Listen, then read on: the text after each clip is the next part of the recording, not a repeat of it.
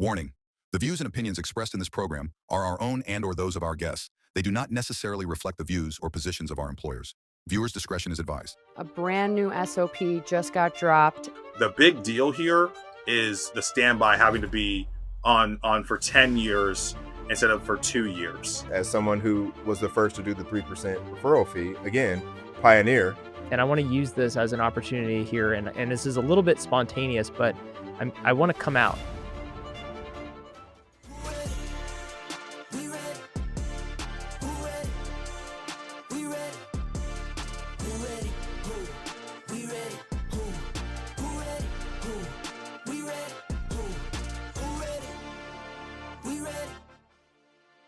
How's everybody's week so far?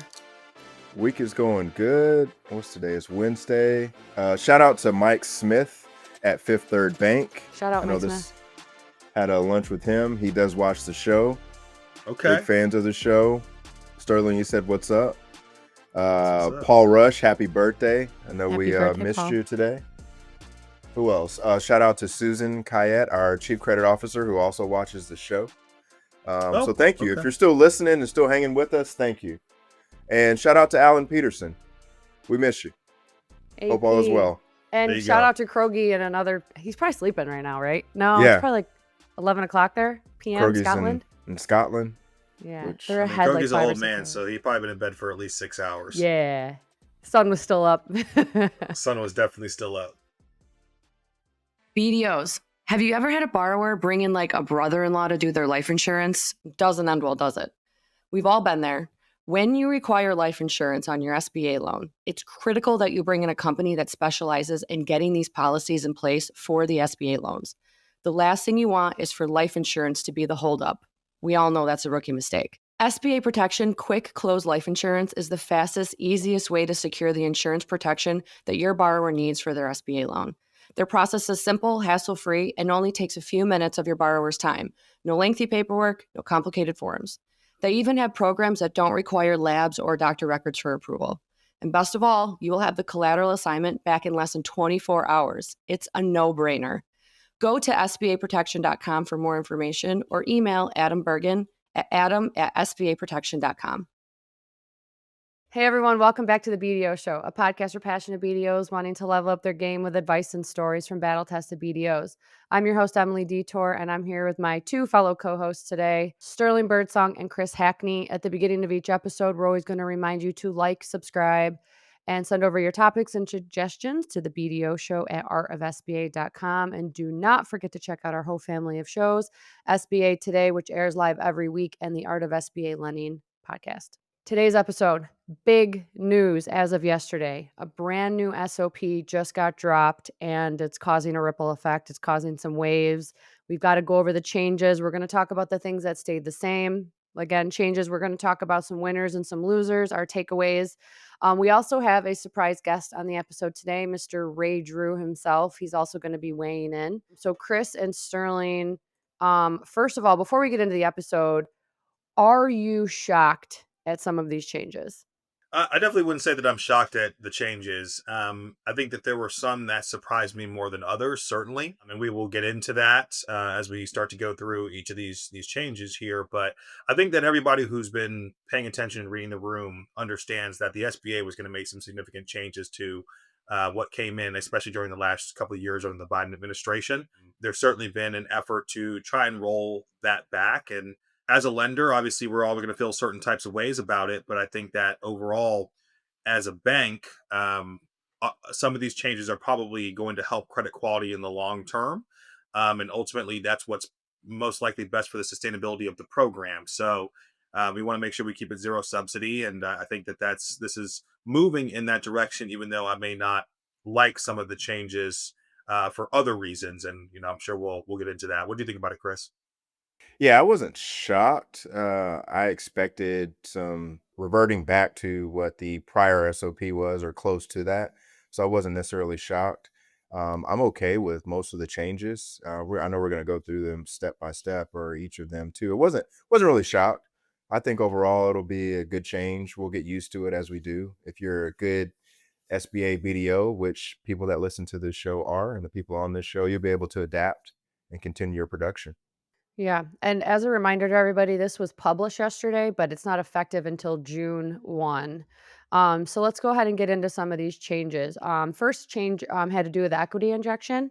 So the change was to be counted as equity, seller debt must be on standby for the life of the SBA loan, and it does not exceed half of the SBA required equity injection. Let's go ahead and talk about those impacts. Chris, what do you got? I think this was a direct result of the kind of searcher community. And if you look at the data, the change of ownership transactions financed via 7A increased from 5.5 billion in fiscal year 2023 to 6.6 billion in 2020. Hey, speaking of Ray increase, Drew. our knowledge base just increased. We got Ray Drew in the house on the set. I changed the color of my set for you To guys. You match. like I that? noticed that. Oh. I noticed that. You I got noticed- mood lighting. Of course, I you don't would, even have Ray. a curtain and you change the back wall a different color. I love that. This Gotta is up like your Tom game. Brady joining a regular ESPN broadcast to kind of opine on that. Thank you Yeah. for coming down. Well, Alan couldn't be here, so you Who's that? needed like an And SBA Krogi. guru. Yes, we did need an SOP expert there. We were Thanks. just talking about the first change. I think we're going in Equity order of importance, injection. but equity injection with the seller note being half the injection or no more than that and standby for life of the SBA loan. But I think this is a direct response to the increase in change of ownership transactions from fiscal year 23 to 24. It went up 1.1 billion in 7A total volume in just that one category of financing. So that's 20%. I think they're trying to slow some of that down. I think the whole, and granted, we haven't had enough seasoning on these searcher type of loans, but I think they want to see the buyers putting in some skin in the game there. I don't know, Ray, what are your thoughts on? Well, a lot of these facts are getting misconstrued and used to try to, help people get what they want. And so, like what you just said, $1 billion more of change of ownership. Well, as a percentage of the overall growth of the program, so up 1 billion versus what, 5 billion the previous Yeah, it year, was so it's up 5.5. 18%. Yeah, 20%, 5.5 to Okay. 6.6. So all the other types of proceeds are up 30%, 40%, and this is only up 18%. So when you say it that way, now all of a sudden it doesn't have the same ring to it. The same thing with just the overall default. It's like, okay, because of these defaults, we got to tighten not only back to 2022, but like even beyond and go even tighter, right? SBSS score is now 165.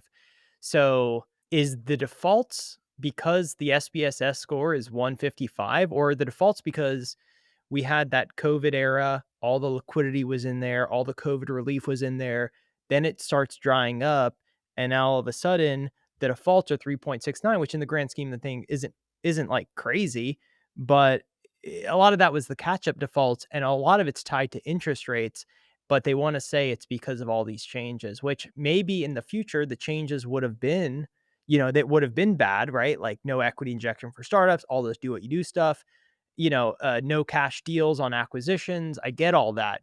But then they made all these other changes over here. And I'm just confused. In terms of the equity injection component of it, I do think that it's probably appropriate that people put down something when they're going to buy a business, even if that something is only 5%.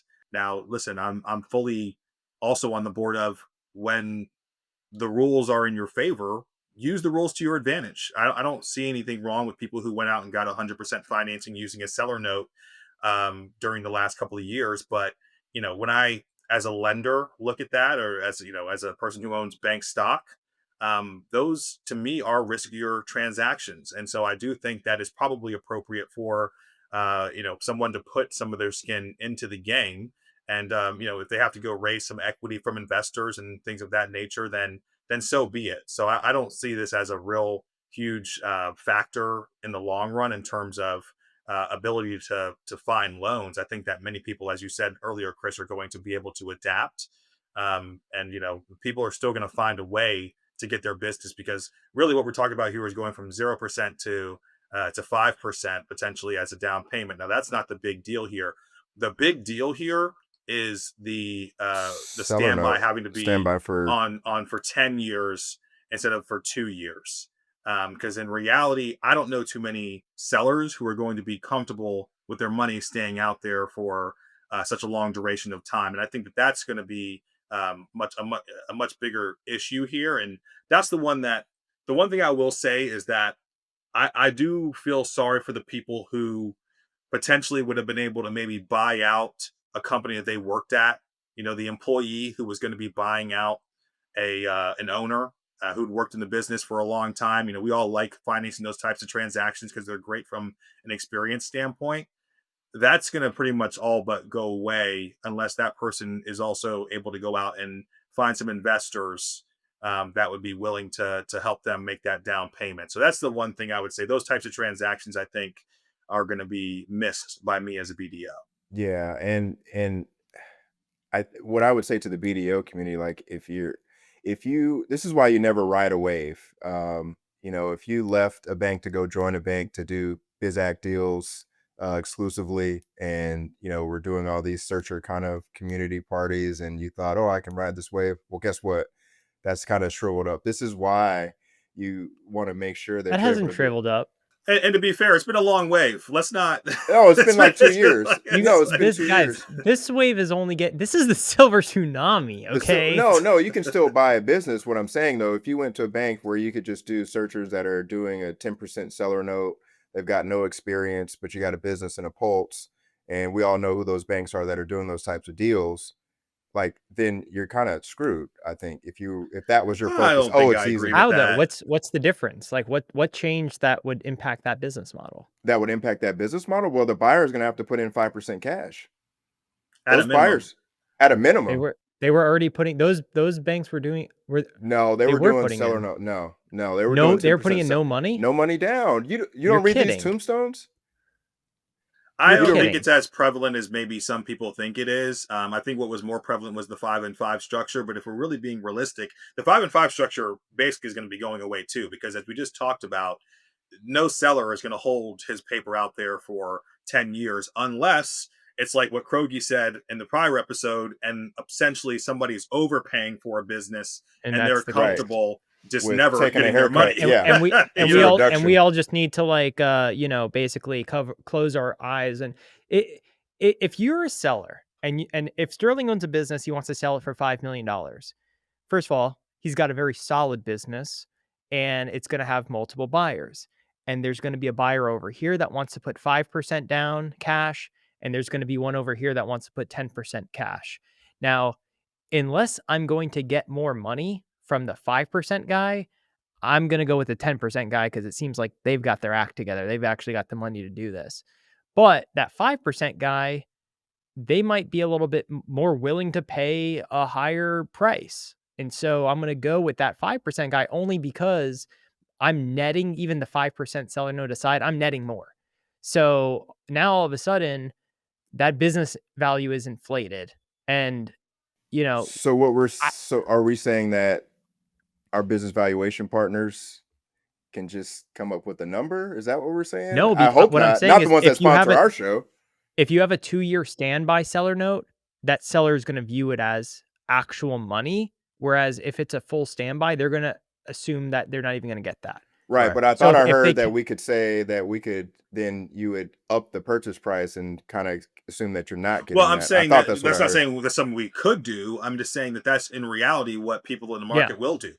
It's not Because a people it's not are a always going to set find the plan. loophole. Right. Yeah, it's not a set. No one's going to go and think that way, like to But if you like inflate the blatantly purchase inflate price, the the nobody knows the valuation, value. but I'm saying, okay, if I say, okay, because of this rule change, the business I'm listing that $1 million, it needs to be 1.1 now. So then that means that all of a sudden that business is going to value at No. 1.1. No, I'm putting it out for $1 million, and I've got offers at 900. I've got offers at 950, and I got this full price offer here at 1 million, but I've just got to hold a 5% seller note. Mhm. You know, it's just like if you pay cash, you might get a better price. Well, it's the same type of concept. And if that was a 2-year standby, so this is my point. The SBA would actually be better off and have mitigated more risk if they had kept the 2-year standby. Go ahead and limit it to half the injection. Fine. But if you have a 2-year standby, For years, SBA lenders have relied on referral sources because, let's be honest, reaching businesses directly is just not how the industry worked. It was too hard to find the right contact info, and when you did, actually getting them to engage felt impossible. When Ray first heard about this, he was skeptical because he gets pitched every single day. But 15 minutes into this demo, he realized something. This could actually work. Resquared lets you reach local business owners at scale in a way that actually works. Ray's been using it for a few months now, and not only is it effective, but it's kind of fun. In just a few minutes a week, he's sending targeted messages to small business owners and getting real conversations started. Like the childcare owner he connected with that was looking to buy their second location with an SBA loan. If you ever considered connecting with small business owners and didn't have the right tool to do it, this is it. Resquared is offering a discount just for BDO Show listeners. So go ahead and schedule your demo today, and we'll leave a link in the show notes for you below. Then you don't have to even play those games because the seller's going to be able to taste that money in 2 years. Yeah, That's not shorter that than long. right. And But a also, 5% full standby is just forget about and it. also, Chris, I don't believe it actually needs to appraise at the purchase price. It just needs to appraise above the loan, right? So Correct. Yeah, that the is SBA loan can't finance more than what the business, just the SBA proceeds. So yes, right. that So is if you, correct. so it doesn't actually need to appraise at whatever the new purchase price is. It just needs to appraise above whatever the actual SBA funds are that are being lent towards the acquisition. Right. And so that's still probably going to be it's going to be a max 90%. Yeah. So really, it needs to appraise for 90% of whatever that new purchase price is. So we're going on record because we can track this data 2 years from now, and we're going to say that SBA change of ownership transactions is less than 6.6 or more than 6.6 billion, or like Oh, it's what's going to our be more. thoughts? It's More. Okay. always going to be more. I mean, listen, the program I think is growing. There's new BDOs coming in every single year. I think that more people are understanding the program every single year and how it can be utilized. And I mean, you have a bunch of people out there who are teaching people how to buy businesses. Myself included, sterling.sba on Instagram. Check me out. Hey, yo. So I mean, if you are paying attention out here, there's plenty of places that will teach you about how to buy a business. So I think it's only going to become more and more popular in the long run. SBA lending in general, not just business acquisition lending. I think people just understand the program better and how it can be utilized at a much higher level. So, And I guess a better way, then we can move to the next one too, Emily. Will we see another 20% increase between fiscal year 2025 and 2026, Ray, in change of The better ownership? question is, how can we see a 20% increase? Because if you look at the default rates of startups, existing businesses, and acquisitions, do you know what has the lowest default rates? Acquisitions. Shout out Lumos. I was gonna say I know where you're getting that data from. All right, well, let's go ahead and switch topics. Let's go ahead and talk about MCAs, the next change. Ineligible for refinance. Let's talk about the impact there, Sterling. Yeah, this one is one that I don't like. And the primary reason that I don't like this is because I feel like business owners need a way out of the MCA space. I think that, MCA lending, oftentimes people get into it not really understanding what they're actually signing up for. And it can be really unfortunate for a business owner that maybe is a little bit naive and signs up unknowingly for a 50% interest rate, and all of a sudden they quickly realize that they're putting their business in a very difficult situation, and most times they're not going to be able to earn their way out from under that loan. And so we were kind of like the life preserver that was thrown to people in the ocean to essentially get them out of MCA land and into a debt that's more manageable so they could actually continue to operate their business. Now, of course, there was always bad players. There was always people who would just run up MCA money real quick and then run to an SBA lender and look for a quick refinance. But from the MCA debt that I've refinanced throughout my career, the vast majority of people were people who just did not really understand truly what they were signing up for on the front end, and they were getting absolutely crushed. And so it's going to be really unfortunate that those people don't have that life preserver going forward. And I think that unfortunately it will lead to a lot of small businesses filing bankruptcy. Ray, what do you got? It's Ray's Why'd they fault. include factoring? First of all, it's Ryan Kroge's fault. No, it was your Why'd they episode of include- The Art of SBA Lending, episode 225, I believe. But yeah, they watched. You guys did one on here too, right? We did. I guess it was a tag team, Yeah. but They added factoring in there. I never viewed factoring as because Like the reasoning predatory. Yeah. was it was predatory, but factoring I never viewed as predatory. Me either. No. There's so it's interesting that that got lumped in there, but I could go I could go both ways on this one because on one hand, I think 90% of those deals are probably bad deals. That's like saying commercial real estate brokers are sleazy, so we're not going to finance commercial real estate deals anymore. It's like We love our CRE why brokers, by the way. why shout out 100% financing at Truliant Federal Credit Union Bow, bow, for bow. all right. Plug. So no, but it's like why you're gonna tell the bank not to do these because the types of people that get those loans are not good Yeah, borrowers. that's what I Like didn't like. let Oh, they're more likely to go and get another one. You don't know that. If I run Mm-mm. a stop sign once, that means, oh, he's always going to run stop signs and Chris shouldn't drive. That's what I disagree with is you're categorizing all borrowers based upon, I don't know what the sample set is. Maybe it's small, maybe it's half, but you can't cast a wide net over all borrowers that have an MCA that they will go get a second MCA or a third Right. MCA. That's just not, you don't have the data to support that. So you're Yeah. making an assumption and you're penalizing based on an assumption. And the whole spirit of the program is to help small business owners. If you're in an MCA product now, you've got no other lifelines, Yeah. really. I mean, unless you get into a No one's going to do this lower rate. conventional. No one's going to Right. refinance an MCA conventional. And here's the news, guys: is that MCA is not going away. You guys think that just because there's not a way to get out of it now that that MCA is going to stop existing? It's not. I mean, these guys are sharks, and I mean that in a good and bad way. I mean they are hungry. They are calling business owners every single day. I don't know how I got on one of their lists or something like that. I get text messages almost every single day from people trying to give me working capital loans for my small businesses. And I know for a fact that half those people who are reaching out to me are probably MCA lenders. And if I was a person who wasn't as financially savvy as I am or is extremely desperate, odds are I'd probably be in a text chat with one of these people right now trying to find some way to get some quick capital. So, these people are not going to stop finding a way to put MCA debt on people's balance sheets. And I did like that the SBA program was able to clean it up when a lender saw a situation where they thought they could help. Now, again, there's always going to be people who are going to take advantage and going to continue to go get MCA loans. But in reality, I think what maybe they should have done, and maybe this is difficult, I don't know, but maybe they should have put a cap on how much MCA debt can be refinanced or how many individual MCA notes can be financed per EIN or something along those lines where it can stop repeat offenders, but it doesn't necessarily bar people completely who maybe just made a bad mistake one time. well, and their mistake was saying the reason is because of it's those people when all they really had to say was these aren't loans. How can you refinance it? It's not a loan. That's true. That would have been a better positioning. Ray for the next SBA administrator. Yeah, exactly. The guy looks Can like you a politician. imagine?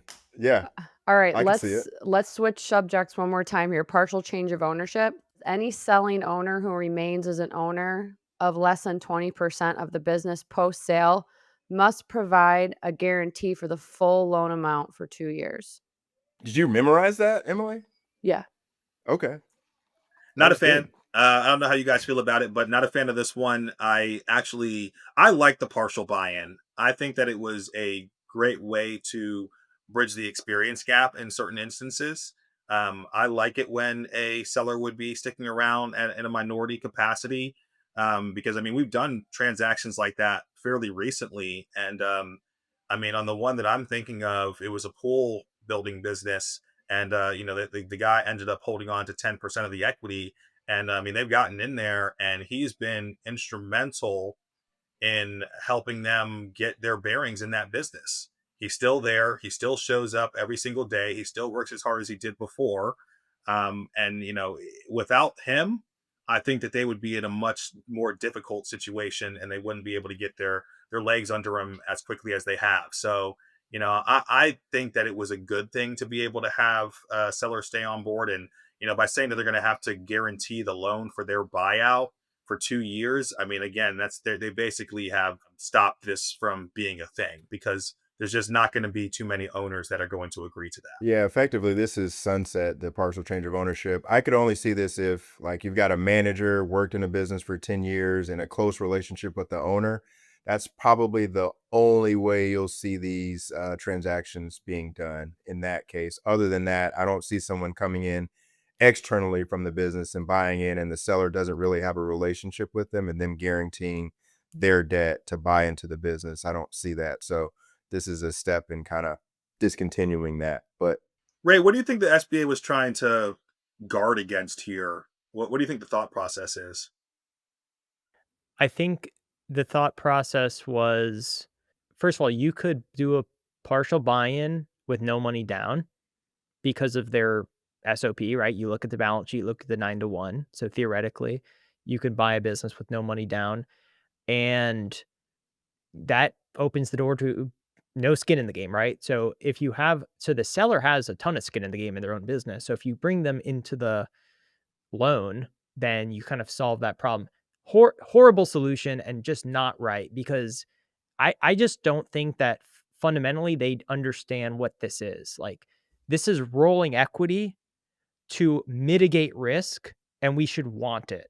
And I think the fix should have been that buyers should have to put in cash, right? I would have rather seen mandatory injections for these. Yeah, bring the because 10% equity injection requirement for a partial buy-in. Exactly, because you're 100% right. I mean, I probably a third of my acquisitions are actually like partial changes. And now we're going through the pipeline and they're all getting converted to complete changes. So it's not like, oh, we're getting seller guarantees now and mitigating risk. It's like, no, we're getting complete change of ownerships. Sellers are out. All of the burden's now on the buyer. And we're actually introducing more risk. Right.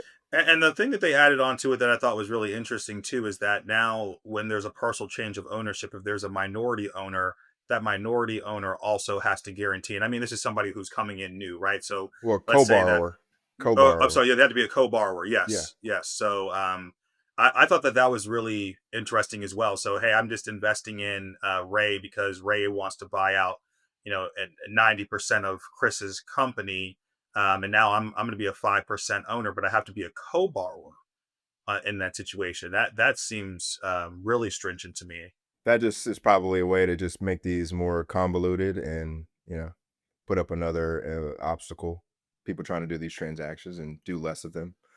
But yeah, that's maybe the end of partial change of ownership.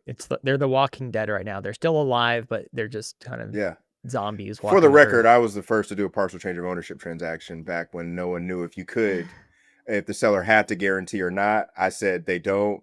Who's going to argue with me? And we did it. Then they actually published a notice where they said the seller didn't have to guarantee. So for the record, that was me. So just so we're clear, Krogie's not here, but you're actively aging yourself right now. Well, I was told I'm looking older, so you were roll with it. You were told this by who? Violet. Oh, okay. Next topic. Next topic in the new SOP: multi-step transactions. The change was multi-step partial change of ownerships are ineligible. What's the impact there, guys? It was already getting convoluted. It's the same thing. It's just they want to get back to basics. They want to go back in time. I mean, that's basically what's happening here. Is the fact that we operated with a loss last year and the defaults are up gives the people who are fighting all of these changes that will go unnamed the license to basically say, I told you so, and we should do all these things and basically reverse all these other things that they didn't want in the first place, even though it's not tied to preserving the program or reducing risk. It's actually in many cases the opposite. So basically what they're talking about is if you're trying to buy somebody out, but you already are an owner, but you're not going to be buying them out at 100%. That's my understanding of it. Is that your understanding of it as well, Chris?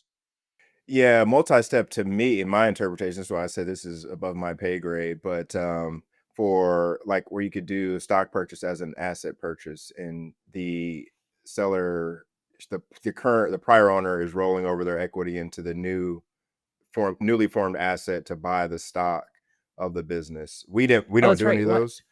That's all yeah, they were just doing that's right. They were just doing fancy names on sellers rolling equity via an Yeah, it's like asset an equity purchase. rollover for an asset purchase. You're buying the stock of a company via an asset purchase, forming a new co, and so you're essentially rolling that over. They've stopped all that. You can still, what the SBA says, request that change post closing, but highly doubt they'll approve any of those. So again, this goes back to one of the episodes we recorded this year where we were talking about a lot of the searcher equity rollover type of transactions. And, some of us were for the spirit of the program and we revived Dwight Eisenhower or resurrected him, and some of us were not.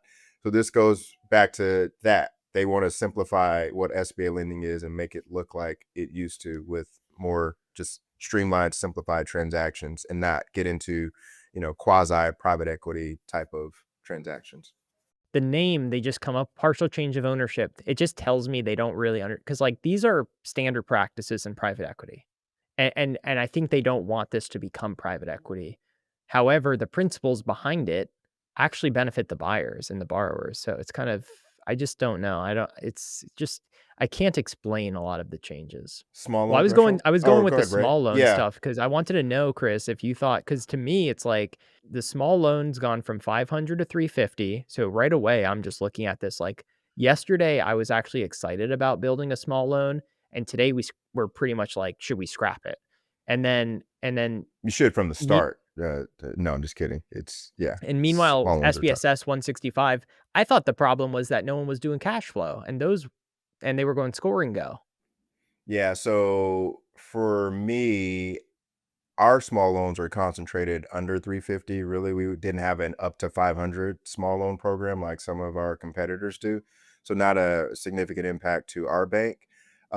What I don't understand here, it just makes things more complicated as far as taking real estate collateral on a $400,000 loan and encumbering a second on a primary residence for 400,000 of working capital. That's not streamlined when they can go get an MCA for 350, probably not that high. They probably can Didn't they stack not have MCAs. collateral rules on 350 before? 350 to 500 is what I'm saying, that gap. So I know, but on a 350K, on like a 250, 350K deal, there was no collateral. Yeah. there was no, so they went back and then beyond where it was. Well, what I'm focused on is just real estate collateral specifically. So now in the 350 to 500 gap, let's say you got a biz act that's small, it's 550 or 600. You say, hey, buyer seller, Okay. put 100 in, and this is now a $500,000 loan for an acquisition of the business. You don't have to complicate the transaction. So you're missing out on that. And then also, let's say it's a working capital loan of 400,000. Now you're going to need to encumber real estate if they have it, which to me, that just doesn't make sense for that small of a loan. So you still don't need secondary collateral on the 350 and under. No, you don't need for real estate. You do not. Got it. No. Do you think this would stop borrowers from looking at the small loan program for their loans now because of? No, it won't. I think the small loan acquisitions in that 400 to 600 space, it might make people think twice, and maybe they're just gonna buy a bigger business. If I've got to put my house up as collateral instead of buying a 400 business, maybe I buy a 700,000. I don't know. Maybe they'll think in that vein and like, wow, do I really want to put my house up to buy this small pizza shop? Like, is that really something I want to do and pledge my free and clear home for this? Whereas before, if it was a smaller acquisition, they didn't have to think about that in that 350 to 500 space. Yeah, I don't know. With this one too, I think the main thing what they also brought back, which I agree with, you got to verify transcripts. Now, I think people aren't focused on that, which we were already doing that at our bank. So like, duh, you should be doing that. Banks that weren't doing that, that was just not prudent lending. So I'm okay with that, verifying the transcripts. And in fact, we're heading in the direction, like I've said before, looking at bank statements. The SBSS score, I love my SBA friends to death, but it is not predictive. It is not indicative of performance. Should they replace that score with Lumos Prime Plus? If it were me, Brett's my friend. I think the Lumos Prime score is a viable option for predicting repayment ability, is what I would say. What a presidential answer. Yes, yes, is what I would say. a big fan of Lumos and what they do there.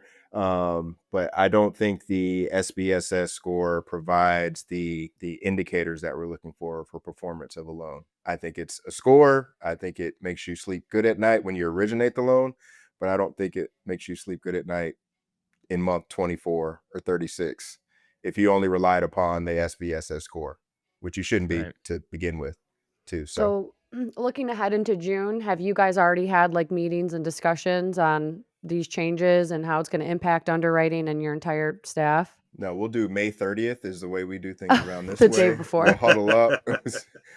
We good? We good. And then the meeting is over. Yeah. No, I will say there's going to be a mad dash of people trying to pull loan authorizations around the end of May. It's going to be insane. Yeah. Do not delay if you are a BDO getting that authorization. If you're a business broker that watches this show, I was talking to a group. Just so happened I had a training today. It was planned well in advance, and the new SOP dropped. So I was up last night. Like I added like 10 new slides, and that was the focus of it. So thanks to that group. But yeah, he sent the slideshow out to everybody to use, and the first slide is his face. Hey, that's smart. You got to get business. I am Chris Hackney. I did say, hey, step 1, replace my face with yours. Here, team, use this in your marketing efforts. Right now, it's too early. You got to focus on getting what's in the pipeline right now done, approved. You should be figuring out how to structure your deals that are early in the process to meet and match the soon to be effective SOP as well too. But we're gonna have some meetings and get some stuff in place too. Honestly, I kind of like this stuff because if you're a BDO, it once again levels the playing field. So Susie Smith, John Smith, I've been doing SBA lending for 30 years, and I've been you know what? Well, we're all playing by the we miss you, Kroger. We're all playing by the same rule book now. And so this is a good time. As I said, we're in Houston to enter into SBA lending because you did say that during our breakout. You said it's you got all these people who are like, I've been doing this for so and so and so. Well, everything's brand new. So we're the exact same. By the way, thank God that we did that before this happened. Yeah, for sure. That was such a good could you imagine? If we would have done that there. Oh gosh. Any predictions for future rule changes? Anything else you guys think is coming down the pipe? I think they're going to up the loan size or for manufacturing. I keep hearing that allegedly. Kelly Loeffler did say at the beginning of that call that they were looking at increased guarantees for the reshore effort. So I do see that. The pattern has been big changes, couple months of that cleanup. So like we've had procedural notices come in between all of these different SOPs, 07, 71, this one. So I do think there's going to be probably 30, 60, 90 days out, some sort of procedural notice that cleans up the things that it missed, right? But I want to use this opportunity here because I've never been on your show before. What? And I want to use this as an opportunity here. And this is a little bit spontaneous, but I want to come out on your show as an independent because what? I liked a lot of the changes of the last SOP, and I didn't like some of the changes of the last SOP. And here we are again. I feel the same way. I love a lot of what they're doing. Equity injection for startups. Yes, please. Do what you do. Bye. Franchise directory. Come on back. But why are we killing some of this stuff? Partial change of ownership. Why can't small loans be $500,000, but you have to do cash flow and you have to, take collateral, have hazard insurance, and why it's always like this overcorrection. This is what I was worried about. So I remain an independent realist when it comes to these SBA policies, and I just wish we weren't in this sort of pattern of the pendulum swinging so far back and forth, because it creates a lot of unnecessary uncertainty for small business, and that's just not good for anybody. Yep. Yeah, no, I don't disagree with that at all. Well said. All right, what about referral fees and those getting capped? I've heard some rumors that could potentially be something that the SBA is looking at doing. Do you guys want to say yay or nay on whether or not you think it's going to happen, and also whether or not you'd be in favor of it, Chris? I don't know if they'll get there will be changes to referral fees, is what I have heard from many people. And I'm okay with that. I think it's getting out of hand as far as the number of hands in the pot, the amount of fees attached to one loan. You could have, I don't know, 6 or 7 points going out the door on an SBA loan for one reason or another. And it's like, this is an SBA loan. Like, if you want to do that, there's MCA, there's other products where you can go, make that type of, pay those type of points. So I'm okay with a correction there too. And then if it happens to everyone across the board, then you need to level up as a BDO, because you can't buy business. As someone who was the first to do the 3% referral fee, again, pioneer, you're going to have to step your game up. Ray, what do you think? The referral fees are an interesting one, because I did spend 3 months as a loan broker when I was in between shops. And if you do it right, which I was doing with understanding the deal, almost acting like a BDO, and putting together a narrative and doing all of this work, 1% is not going to cut it. So I like the idea, if of capping it, just from I guess, like a selfish standpoint of like, okay, if everyone can only pay a point, then we can't just start going, hey, I'll pay 1.5 points, come over here, 2 points, 3 points. But if I really take a step back and look at it, I think loan brokers have to be paid relative to the amount of work they're putting into it. And some loan brokers are better than others. And so I don't want good loan brokers to leave the industry because they can't make enough money from Yeah, the I agree with fee that. schedule or whatever. Yeah, no, I agree. I mean, the quality will go down, no doubt about that. The amount of work that's put into each file will definitely go down if we put a cap on referral fees. And ultimately, it probably will bog down the BDO, because the BDO is going to have to take a little bit more time to scrub files. You're going to have to kiss more frogs, or you have to figure out what's a deal and what's not a deal. Whereas if you have a really good referral source, oftentimes they're bringing you deals that just don't require as much work, or they're helping you do the heavy lifting. So I see it as a double-edged sword. I think it's good and it's bad. Like you said, there's probably some good people who may leave the industry if that happens. But there's also, a good thing for us BDOs who feel confidently, as we should, that we're the best BDOs around, and that if there's a level playing field, that we're going to be able to win a lot of business. So definitely a good and bad one there. Great, guys. Thank you so much for your takeaways on the new SOP. Is there anything else we want to chat about quick? No, Emily, great job being up to date on the SBA SOP. Thank What's you. crazy is that she didn't even read any of these. No, This was off the dome. off the top. Yeah, it was right there. As soon as it dropped last night, I just plugged When are you it gonna in. make your Right first in. loan? I'm excited. First Are you loan lending coming. now? No, I should though. She should, with all that SOP knowledge. Let's get it going. Get us Guys, out of here. it's been an honor to be here with you guys. I just want to thank you so much for inviting me. Come on. back anytime. I didn't know this was your We first. bullied you onto the first- show. We first didn't invite you. Yeah. Gosh, I thought you started this thing, but anyways. All right. Well, everybody, thanks for listening. Go ahead and send your topics and suggestions and any questions that you have about these SOP updates to the BDO Show at artofsba.com. And again, don't forget to check out our whole family of shows. SBA Today airs live every week, and then the Art of SBA Lending podcast. And we'll see you next time.